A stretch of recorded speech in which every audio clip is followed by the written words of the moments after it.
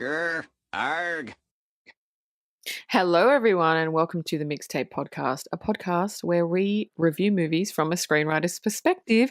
I'm your host. My name is Dean, and I am joined as always by my co host, Marcelo. And this week, we are doing one of my favorite movies, one of my favorite childhood movies. We are doing the one, the only Mary Poppins from 1964, Julie Andrews. It was directed by Robert Stevenson and it was written by Bill Walsh and Don DeGrady, based on the Mary Poppins book series by P.L. Travers. And I just want to point out that P.L. Travers, the mastermind behind Mary Poppins, is actually Australian, not British. In the turn of the century, London, a magical nanny employs music and adventure to help two neglected children become closer to their father. The opening scene, we've got a beautiful shot of London skyline, from the sky.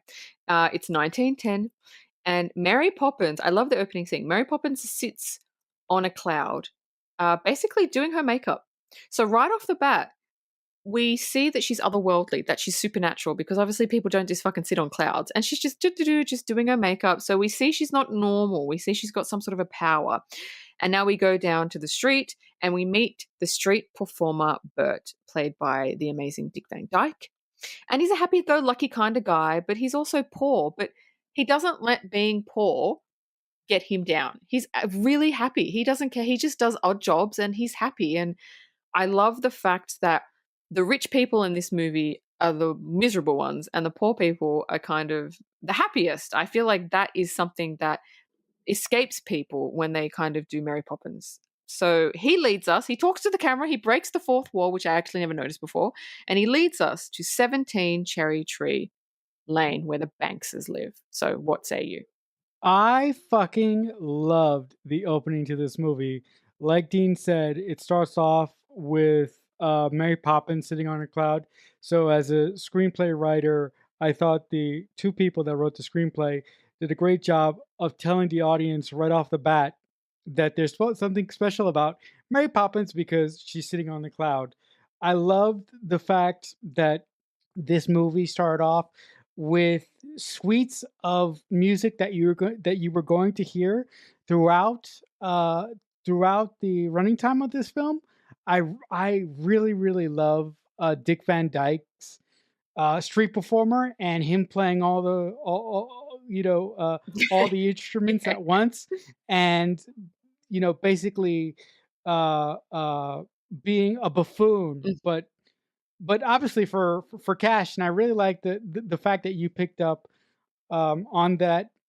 um, the happiest people in this movie are poor people, and the miserable people in this movie are the people that have money. So I think that surrounds this movie with a interesting conundrum for the adults in the audience that may have watched this movie when it initially came out. And for anybody that's interested in how Mary Poppins actually came to be made in 1964, there is a movie called Saving Mr. Banks, which is amazing. And it shows the beginnings of the script and how they wrote the script and where they got the songs and everything, and the writer coming in of the books and Disney and all that. So have you seen that? Have you seen that movie? Yes, Colin Farrell should have got an Oscar for that He was movie. great in that. And so was Emma 'Cause Thompson. She was amazing. yeah. She played the author. Yeah. So it was great. And Bradley Whitford, who I love, Yes. played one of Don DeGrady, one the of the writers. songwriters. Yes. The first scene, we go inside this beautiful house and two maids are arguing over the nanny leaving. The nanny's like, I cannot stand the children. They keep running away. I want nothing more to do with them. Like, they're just terrors. Mr. Banks gets home, and he's a banker. He gets home and it's so funny. He's singing how perfect his life is until his wife tells him the children are missing, and he's like, what? And let me just say something about this. Mr. Banks' wife, which is the mother of the children, is so vacant in the movie. I mean, people think Mr. Banks, oh, he's such a terrible father. he has a job. He has things that he has to do. I get that. The mother doesn't have a job. She just does not give a shit about the children. She's like, bye, kids. I'm going to go do my women's thing. Like, you don't even have a job and you don't even want to raise your kids. She's the real villain of the piece, let me tell you. Anyway, a policeman shows up with the brother and the sister, Jane and Michael, and they're both 10 years old. And Mr. Banks is just really uncaring. And the kids want his help, like, to repair a kite because they broke his kite. And he just has no interest. He's just like, go to bed. I can't even deal with you. I want nothing to do with your issues. I have my own issues. So he is he is a bit of a dick, but I think the mother has a lot to answer for, and I don't think people really realize that. Anyway, what did you think? No, the mother is a stereotype. She's just empty. She seems like a individual that wants to play house and doesn't want to take any Mm, responsibility whatsoever for her children. Now, Mr. Banks, I will just say this and I will say it one time. yeah. Mr. Banks is a fucking asshole. And Yeah. Yep. He's so uncaring. So uncaring. I I did not like the way that the screenplay writers framed his plight and the way that they sort of rewarded him at the end of the movie based on his previous behavior as the movie went along. Doesn't that Because make him a redeemable it character? Because if no, you look at Mr. Banks, the reason he is the way that he is because now I'm just reaching here because we don't know any backstory on him unless people have read the books. I would assume that he grew up in an environment that was very structured, that was very, you're going to grow up, you're going to be a banker, you're going to make money. Those are the things that you need to care about. And so when he grew up and became a father, he actually doesn't know how to give love because he was never taught by his family. So the fact that he's an asshole, he doesn't know how to give it until the end of the movie when Mary Poppins makes him see the light of day. She makes him go, what you think is important is not important. This is important. So it's a character but arc, yes? yes, but the whole thing, Mary Poppins doesn't even have any direct contact with Mr. Banks, and when she does, it's very, very matter of fact, right? Yeah. Listen, all the fucking women in this movie are subservient. Look, and if you're listening to this podcast, guys, I know when this movie was made, but that just bothered me. Yeah. Yeah, okay, but that's all I'm gonna say about All it. right. Off we All go. right. So scene number 2 is Mr. Banks wants another nanny. Can't live without a nanny. Has to have a nanny.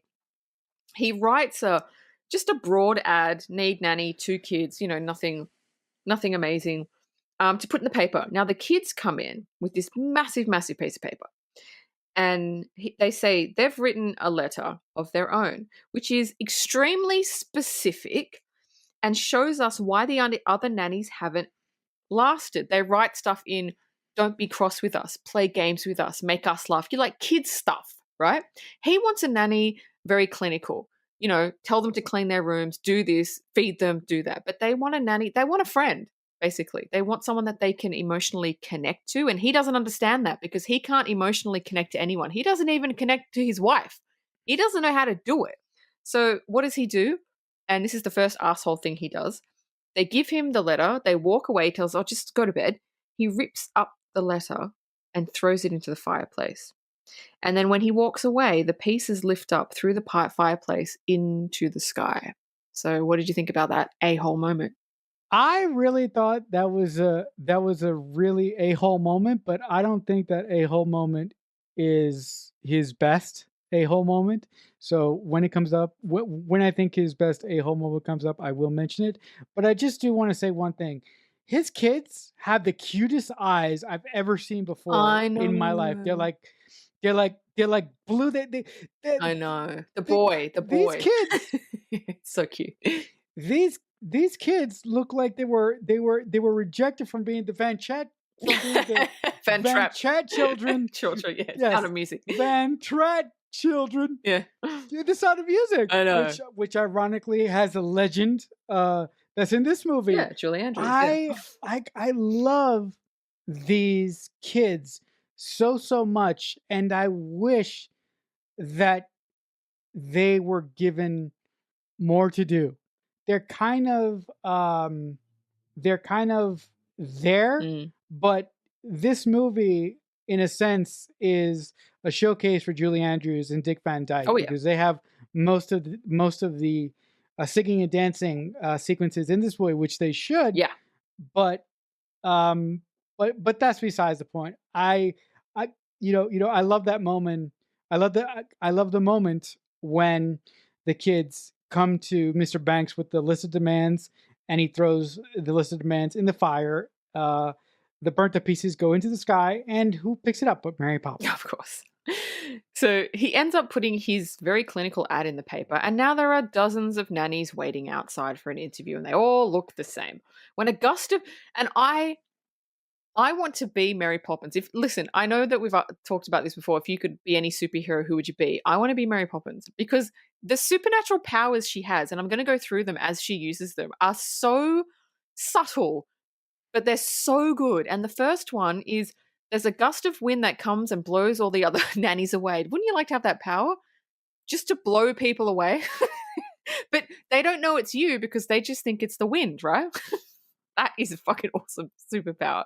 So now we see Mary Poppins in her iconic pose, floating down from the clouds with her iconic umbrella right to the front door. Mary goes inside and meets with Mr. Banks, then pulls out an ad. And it's the kids' ad that they wrote, that he ripped up and put in the fireplace. And he starts freaking out. Like he starts sweating. He's like, wait a minute, I ripped that. And then he's going to the fireplace and he's looking and he's trying to find it. He's like, where did it go? And it's just so funny because he's freaking out. She's totally calm. She basically, what I love about this is she basically hires herself. So what she does is every time she has a conversation with Mr. Banks, she turns it around on him every single time. She is a manipulative expert, and she does it with a smile on her face. Like he said to her, like usually you have a trial period, but what she's done is she's turned it around on him and she's trialing him out for a week. And he doesn't know what's happened. She's like, okay, I'm going to go up the stairs and take care of the kids now. And he's standing there like, what's happened? Like, Mary, I want to be you, Mary. I want to be you. So what say you about that scene? I actually love the way that Mary Poppins uses reverse psychology on Mr. Banks to get what she wants. Basically, like you said, a 1 week trial period. She thinks more like a modern woman, which all the other women in this movie do not think that way. All the other women in this movie, all the other women in this movie are basically caricatures of women that you would see in that time. So I really like that the writers made the star of this movie, Julie Andrews, stand out in the way that she did. It was such a good choice from a writing perspective. I loved it. Yeah. She goes upstairs, she sees the kids, and the kids show Mary Poppins their room and her room. And now she does the famous pulling all sorts of shit out of her bag that couldn't possibly hold any of it.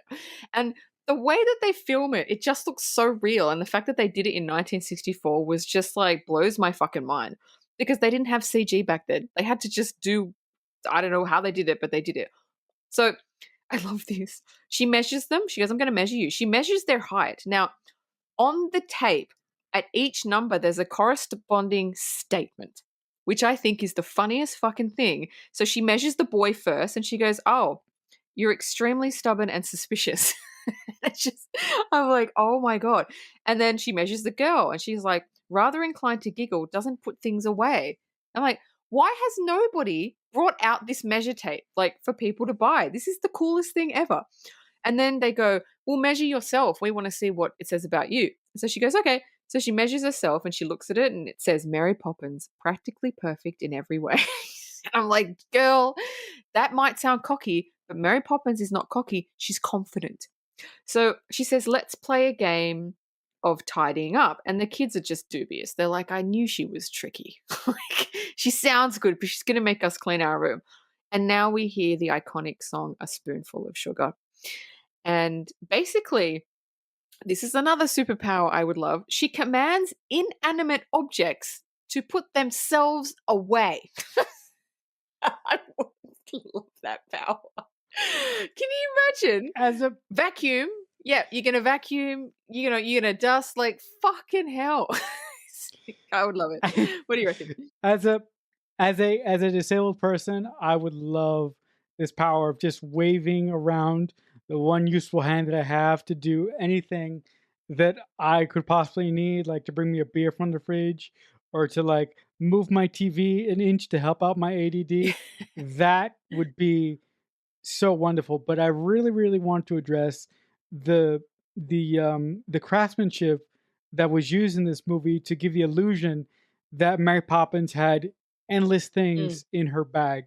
Now, listen, if you've been alive on this planet for any period of time, you know that women have everything that everything that they possibly need in their purse, you know, or any average woman would say We that, can go right? to war with But what's in our bag.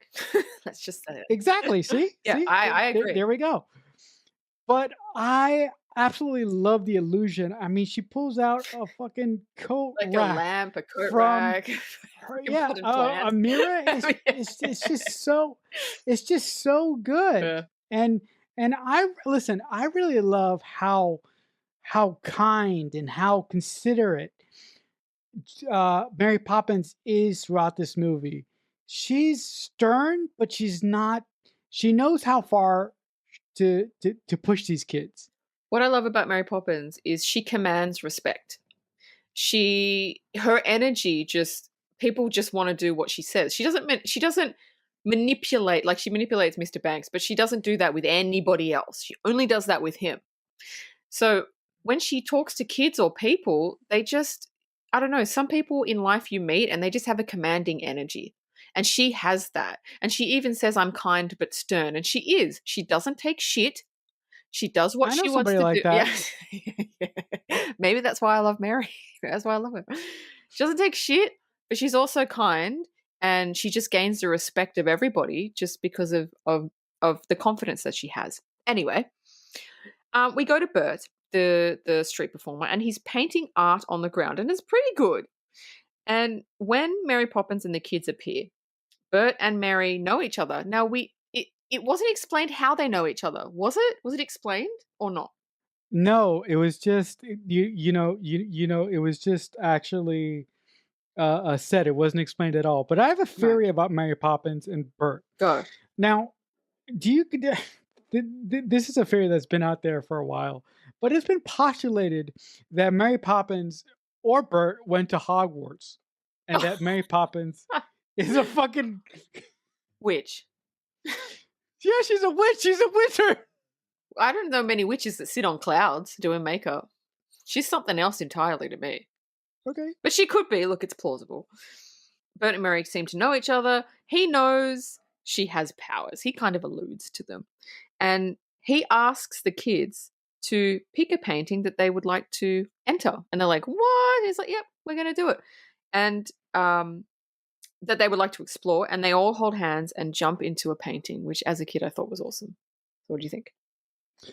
Yes, I absolutely love this sequence. This sequence is my second favorite of the entire movie because the hand drawn animation with the live action characters vis-a-vis the actors, the kids, it was so fucking phenomenal. I just loved every second of it. It was so goddamn good. Like I'm like, oh, my childhood right here. Yeah. So now we're in the painting with Mary in her iconic white dress outfit with a little hat and a little white umbrella, and they're basically like there's cartoons in the scene and the famous penguin dancing scene with Dick Van Dyke, which is pretty cool. It's just a fantastical journey through a painting.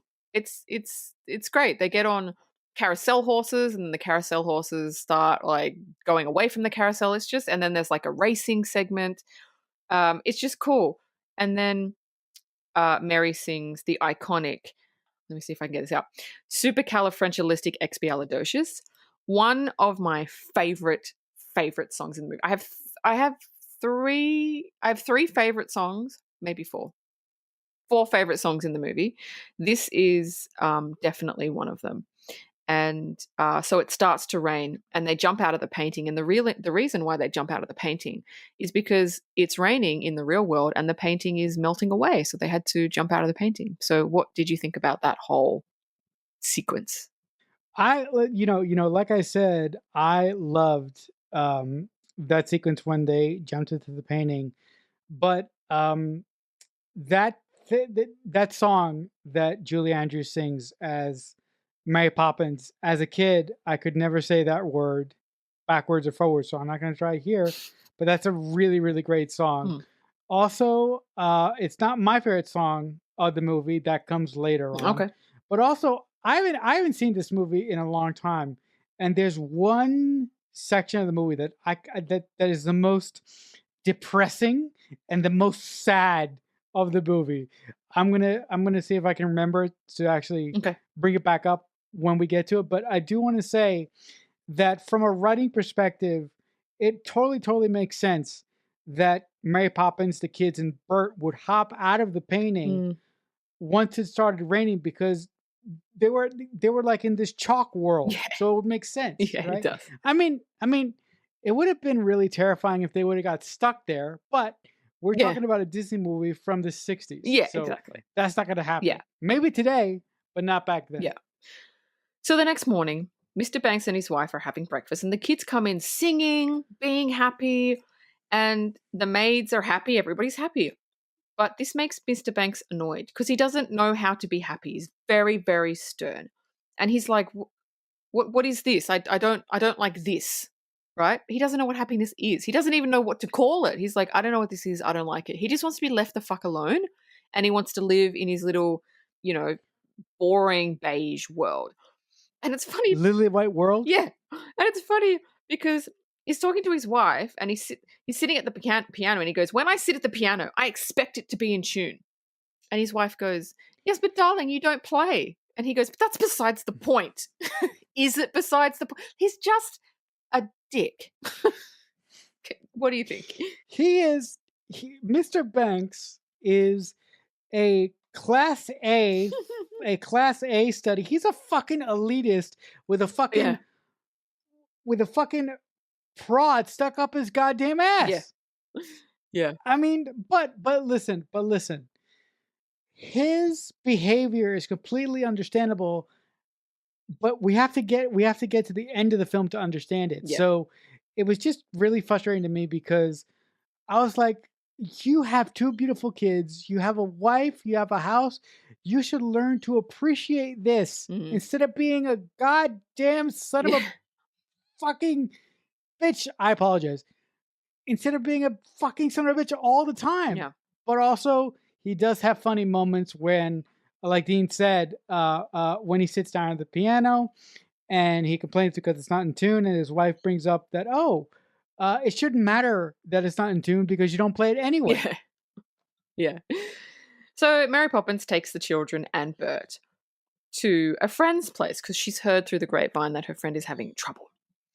So she takes them there, and who is seemingly in trouble. They enter, and there's this guy. He's floating near the ceiling, and he can't stop laughing. And the more he laughs, the more he floats up. So this is the issue that's going on. And then the kids start laughing, and they float up. And then Bert starts laughing, and he floats up. And Mary is standing there, and she's shaking her head like, fuck. Like, she wants none of this. She thinks this is so stupid. And then this is what I found funny. The table rises up with tea and food on it, and they have a tea party on the ceiling. But the thing is, and I'm going into like reality here. I understand we're watching a movie that's not reality. The laughing is what pushes them up. So how is the table floating? Tell me. To powers of persuasion. I'm surprised you even had an answer. I'll take it. It's the only answer I've got. So anyway. Oh, no. Yeah. I got one more for you. Yeah, go. Movie magic. Oh, yeah, that's a good one. Or my favorite, and if you guys have been here before, you know what I'm going to say? Yeah, Writer's writer's convenience. Yeah. So anyway, Mary floats up, but she doesn't eat. She's not laughing. She just floats up because she's fucking Mary Poppins, and she can. She could do anything. She's a boss. She's a She's a boss. boss. She's a boss bitch. So anyway, she starts pouring the tea, and they're like, "How do we get down?" And it's like you have to think of something bad. And then Mary says, "All right, we have to go." And they're like, "Oh, that is bad." And they all start floating down. Basically, Mary tells Bert, "Can you just keep an eye on him?" And Bert's like, "Yeah, I'll stay here for a while." And then Mary and the children leave. I like that scene because it's just really light. It's really fluffy. It's really positive. And it's just, as a kid, I thought it was so fun that if you laugh, you float it up. And it was just a happy scene, I thought. Yeah, laughter is the tonic for the soul. If you spend your life laughing at the most depressing things, chances are you're going to live longer than those people who don't. True. And that to me really rang true. The other thing that my brain was going to when the guy that looked like fucking Benjamin Franklin Yeah. was saying to get down, you got to think of really depressing things. Mm. You know, Dean, right? You know that I was like, that's not really depressing because you want to go home. And in my head, I was like, dude, if I was a writer in this movie, I probably would have gotten fired for the things that I had in my head. No, but the thing is, he wants them there. So like when someone Right, you right, like that's right. leaves, it's depressing. That's right. Also, just real quick, this scene reminded me of Willy Wonka. Yeah, me a lot. too. When they were drinking the thing and they had to burp. Yep. Yeah, me too. So anyway, Mr. Banks arrives home and the kids are happy. They're always happy now. They're telling him stories of floating tea parties. And again, he gets annoyed. And he summons Mary. Because get the nanny in here. What is going on? It's like, why on earth are my children happy? And he tells her that they need to learn banking. They need to learn adult stuff. I don't know what you're doing with them, but they need to learn how to be Oh, adults. fuck off. These are 10-year-olds, right? This is all he knows. They're children. And she They're says, children. and she said, she's a boss Oh, bitch. I love God. her. She says, you know Damn it. what? I agree. I 100% agree with you. She's like, yes. And she goes, first thing tomorrow, I'll get them ready and they're going to go to work with you. And he's like, wait, what? Again, she reverses the situation. And he's like, huh? She goes, you want them to learn about your world? They need to learn from you. They're going to work with you. And then she just fucks off. She just fucks off and doesn't even let him have a word here. She's so passive aggressive. It's like Mary Poppins will cut you and then make you believe you cut yourself. She will literally make you believe it. After that, it's not much of a scene. The kids are in bed and they're awake and they don't want to I think they don't want to go to sleep or something. And she starts singing my favorite song in the entire movie, and it's called Feed the Birds. And it's a beautiful, beautiful song that Julie Andrews actually recorded 50 times because she wanted to record it very softly. And she didn't think her voice was coming across soft enough because it's meant to sound like a lullaby. So she recorded it 50 times to get it right. This is what a boss Julie Andrews is. But yeah, Feed the Birds is absolutely my favorite song in the movie. So what did you think about that whole scene? Feed the Birds made me so depressed. Really? It made me depressed in a good way. Oh, okay.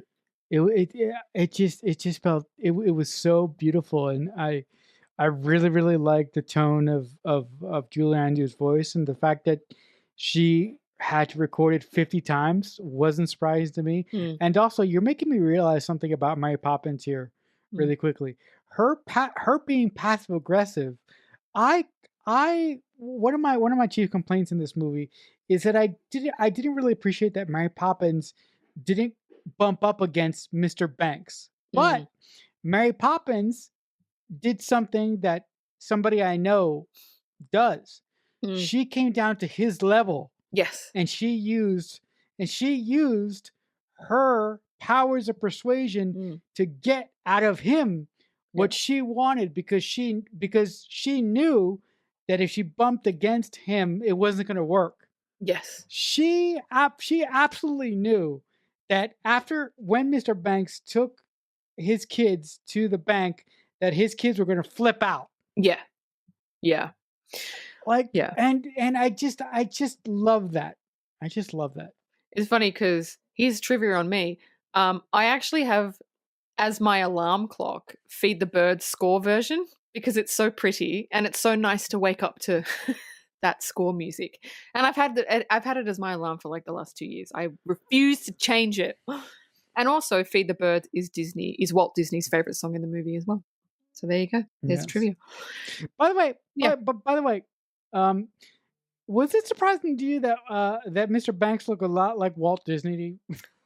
Well, it's funny because if you remember Saving Mr. Banks, Walt Disney I actually know, did that on purpose. I know, But I yeah, he know. does look like him. Yeah. So anyway, the next day the kids go to the bank with their dad, and the owner wants them to invest their tuppence or money into the bank. But Michael, he's like, but I want to give it to the bird lady. And they're like, no, don't be stupid. You want to invest it. And he's like, but I want to give it to the bird lady to feed the birds. And they don't understand. They're like, why would you want to give your money away when you could put it in the bank and make money? Like you can make interest on it. But he's 10 years old. Why the fuck would he want to do that?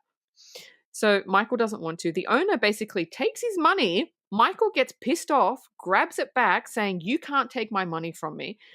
The people in the bank stress and they're like, oh my God, the bank's taking the money. They would start withdrawing all their money. A chaos ensues. Michael and Jane race out of the bank into like a seedy part of London and they bump into Bert, who's chimney sweeping. And they tell Bert their father doesn't like us at all. And it's like, oh, that's really sad. And coming from these two really cute kids, it's like, oh, it just fucking breaks your heart. And then Bert starts singing one of my other favorite songs in the movie, Chim Chim Cheree. And what have I written here? Oh, yeah. So after that, there is, oh my God, there is the best dance number in the movie, Step in Time by the Chimney Sweeps. Now, listen, I don't know about you, Marcelo, but I was exhausted. I was absolutely exhausted watching them dance to Step in Time. Like, oh my God, I don't know how much energy you had to have to do that, but it is an amazing, and I'm not a musical dance person, but it is an amazing dance sequence with the chimney sweeps, and they were using the props, and they were in time, and and they ran through the streets, and they were on. Oh, it was amazing. It was amazing. So, what did you think about that whole scene?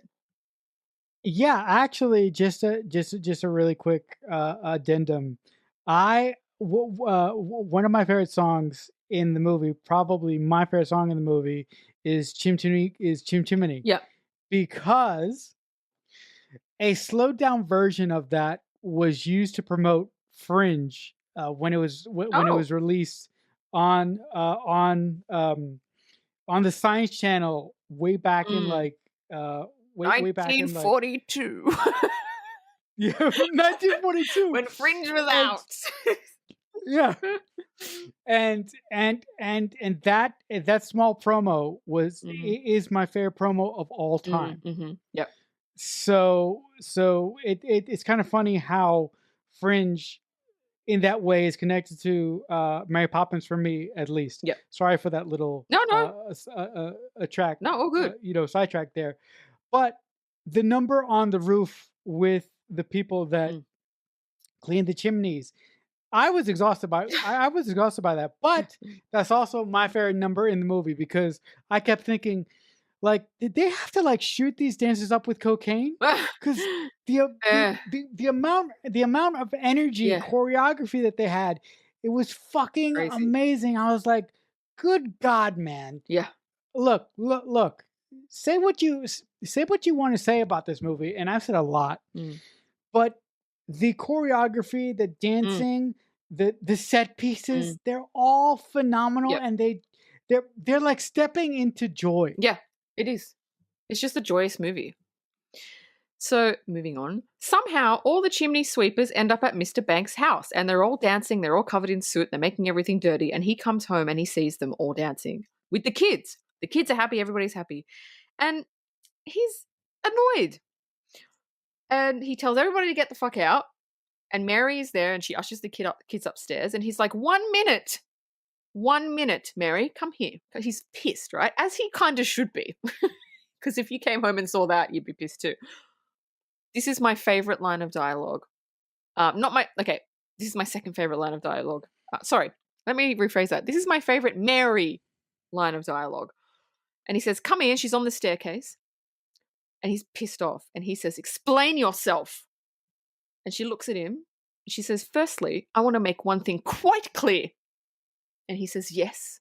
And she said, "I never explain anything." And then she just fucks off. She just fucks off up the stairs. And I'm like, I'm going to do that. Oh my God. Listen, the next time someone says to me, "Explain yourself," I'm going to be like, "I never explain anything." And then I'm going to fuck off. Oh my God. Best line dialogue in the whole movie. We should make T-shirts that says Mary Poppins boss bitch. Oh my God. Right? Boss bitch, yeah, 100%. Fucking hell. I mean, it is unbelievable that this podcast is making me realize how good the writers wrote the character of Mary Poppins. Yeah. Look, now I'm not a book person, so I don't know if she's that way in the book. Yeah. But the way that they made her, they gave her a way to manipulate Mr. Banks that is so cool and that is so it's a fucking boss bitch. And the thing is so Mr. Banks go ahead. is not used to being spoken to like that by a woman. So when she says that and just fucking walks up the stairs, walks off, he's got his mouth open. He's like, "How the fuck do I deal with this?" Which is like another awesome thing because he never bites back because he's never encountered a woman like Mary Poppins, so he doesn't even know what to say. Like, what do you say? Right. But by the way, just really quick before you move on. Yeah. Where is Mr. Banks' wife? What is she doing? Oh my God, she's so flighty. She's just in and out. She's like, "Bye, I'm gonna go hang out with my friends now." Like, literally, that's it. That's it. She does nothing. But also, but also she rants about getting the vote from the British government. I'm like, that says nothing. That says absolutely nothing. Why are you here? Why are you in this movie? I know. She's just so flighty. She's just, I don't even know why she's not even a character, really.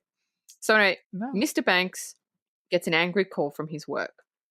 Basically, they're going to let him go. And now he's pissed off. But Bert is still there. He's still in the house. He's cleaning up his stuff. And Bert reminds him, it's not all about work. You have 2 children who love you, and before you know it, they're going to be gone and you're never going to see them again. And this is the first time where Mr. Banks gets it. He gets it. You can see something turning. I don't know who the actor is that plays Mr. Banks, but he's quite good. And he understands. And the children approach, and he's sitting down. Bert's left, and they approach him. And Michael gives his father his tuppence, or his money, his 2 pennies, and says, "You need it more than I do. It will make you happy again." And again, in that moment, he gets it. He realizes, and this is the turning point of Mr. Banks. I thought it was the turning point. I thought it was really, really sweet. It was a really, really sweet scene where he actually fucking got it. So what do you think? I love this scene, but I would have added one more thing. As his kids walk away from him, I would have had him stand up and go and hug his kids, and then go deal with those motherfuckers at the banks who he works for. That's the only thing I would have changed about the scene, because I really got why he was so reserved. Since this was his breaking point that came too late in the movie for me, like I would have had him truly break. Yeah. And see a touching moment with his kids other than what happens at the end, which I think is fantastic. Yeah. But yeah. Yeah. So Mr. Banks is at the bank when basically he gets fired. He gets fired by a bunch of knobs, and he goes to say something when he reaches into his pocket and pulls out the tuppence, the coins that Michael gave him. And he realizes that there's more important things than work. And then he just fucking basically, he doesn't do this, but he basically tells them all to fuck off, and he fucks off. He runs out of the bank. And that's another turning point for him, because he was just taking it. He was just standing there, and they're all berating him, and they're all, "You're fired, you can't do this." I don't know why they would fire him for that, but whatever. We're watching Mary Poppins. Because they're a bunch of knobs. Yeah, because they're a bunch of knobs. That's it. So he realizes, I don't want to deal with this shit anymore. I do not want to deal with this shit. And because he had the coins in his pocket, he's like, this is not where I want to be. I want to be with my kids. Now, could it have come sooner? Yes. Could they have done it better? Yes. But it's, if anybody's seen Saving Mr. Banks, the movie, this was not going to be the end of the movie. Like the next couple of scenes, they were not going to have a happy ending for Mr. Banks. They were not going to make him any redeemable at all. And then P.L. Travers, the author, came in and went, "No, you have to make it a happy ending. You have to make him redeemable. He's not a horrible person. He just doesn't understand how to love." And so that's why they changed the ending. But what did you think about the Oh, bank scene? wow. Holy shit. Yeah. That really changes my viewpoint on Mr. Banks, and I kind of agree with the author. I was like, Mm. they shouldn't have given Mr. Banks the happy ending, because I would, as an audience member, I would have rather have him quit his job, not see the happy ending, and believe in my head that this whole experience led to him eventually Yeah. cultivating the relationship that he wanted with his kids, but off screen. Yeah. So Mr. Banks goes home and he's happy. Like for the first time in the movie, he actually fucking smiles. Like he's happy. Mary Poppins is packing her things because basically her work is done. Just real quick Yeah. here. I love how once Mr. Banks, you know, deals with a bunch of knobs and he's finally happy for the first time in the movie. Mm. I love that Mary Poppins in the background just floats away, Yeah. and she just relishes in what she has just done, and Mm. nobody says goodbye. She just leaves. The Yeah. only one that the only one that notices is the only one that notices is Bert, and I'm Yeah. and it's so great. I think because she was there not for the kids, but for the dad. She was like, she goes, "I'm going to leave when the wind changes," which means when the dad actually pays attention to his kids What? and realizes what he has, that's when she leaves. Like that was her purpose. I think people think she was there for the kid. She wasn't. She was there for Mr. Banks to teach him a fucking lesson. And when the lesson was learned, she knew because she's a fucking boss bitch and she's supernatural. And he comes home, he's happy, he's smiling, he's singing, and he shows them the kite and he repaired it. And they're like, "Oh my God, you repaired the kite. That's amazing." And then they start singing my other favorite song in the movie, "Let's Go Fly a Kite." And they skip down the street and meet up with Bert and others flying kites. And Mary takes her leave and she flies up into the clouds with her trusty umbrella. And what I like about that is she knows what her job is. She doesn't need to be thanked. She knows she's done something amazing. And now her job is completed and she's going to leave. You just blew the back of my Oh head my God, wide did open. I? Why? What happened? Because you said it. You said that Mary Poppins wasn't there for the kids. Mm, She was there for Mr. Banks. yeah, And I'm like, light went off. This movie is genius. I know. All the problems that I had It's gone away. went away. Yeah. Poof. It's You really deep. fucking It's really deep movie. you fucking Mary Poppins me. You Spit you Wow. you are my fucking Mary Poppins boss bitch. Wow. Look at that. There you go. Spit spotting off we An go. epiphany live on air. Wow. Wow. Holy shit.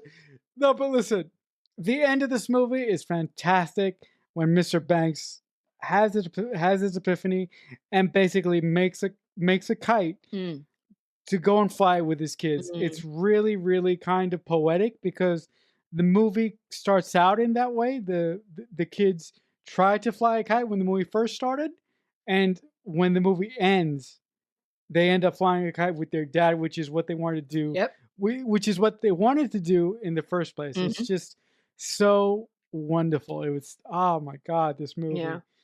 Oh, I'm so glad that you picked it. Me too. I love this movie. But for no, but no, I'm so glad that you picked it. Not for the reasons that you may think. Mm. I'm not saying that because of the musical Yep. aspect.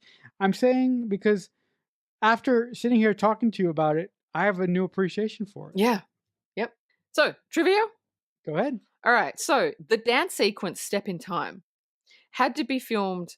Now, this is a long ass dance sequence. It's like 5, 6, 7 minutes. That's a long sequence. Had to be filmed twice. There was a scratch on the film the first time, so they had to film it again. The entire sequence took a week to film. Oh. So those dancers, they must be on. Fuck, that's a week to film, and like I would expect that because there's so many there's so many dancers, there's so many different locations that they're in. There's flips, there's props, it's just a great dance sequence. But yeah, so the reason why Step in Time looks so good is because it took them a week to do it, and rightly so. P.L. Travers hates the film I'm not surprised. because it's not like her books. So No, it's not. But all authors have a yeah, of problem course. when they're Yeah. all authors have a problem Yeah. with the way that their work is adaptive. You know, screenplay writers have that as well when Yeah. they're rewritten. That's true. That's true. Mr. Banks was based on P.L. Travers' father. That's why she Yep. was so full on. If you watch Saving Mr. Banks, you'll see how full on she was about Oh, that character. The film Mary Poppins was filmed entirely indoors on 4 sound stages. So I think some of the scenes are outside, but it was actually all indoors, all sound stages, which is pretty fucking cool. yeah. I could I definitely could tell that Oh it yeah, was shot in sound yeah. stages, definitely. Yeah, absolutely. All right. Supercalifragilisticexpialidocious was actually not a made up word by the writers of the song. It was actually first used in a song from 1949, and they actually sued Disney because they said that Disney stole that word from them. This, First of yeah, I all, don't know. I know. first of all, What? the fact that it's that the word is not made up blows my mind. But second of all, like Dean said, I don't know. I don't I know. don't know, eh? If you want to email us, you can. You can email us at themixtapepod@aol.com. Next week, we have a movie I've never seen before. It's called Upside Down. It's a sci-fi fantasy movie, and it's got Kirsten Dunst in it. I'm a fan of Kirsten Dunst, so I think I have a sneaking suspicion it's going to be good. Usually, I end the podcast with if someone is kind enough to make you a mixtape, blah, blah, blah, blah, blah. But I'm going to end the podcast this week with my favorite quote from the movie. Actually, Bert says it, but I absolutely love this. So, this is how I'm going to end the podcast this week. Winds in the east, mist coming in, like something is brewing, about to begin. Can't put my finger on what lies in store, but I feel what's to happen all happened before. The Mixtape Podcast is a Balloonhead Productions presentation.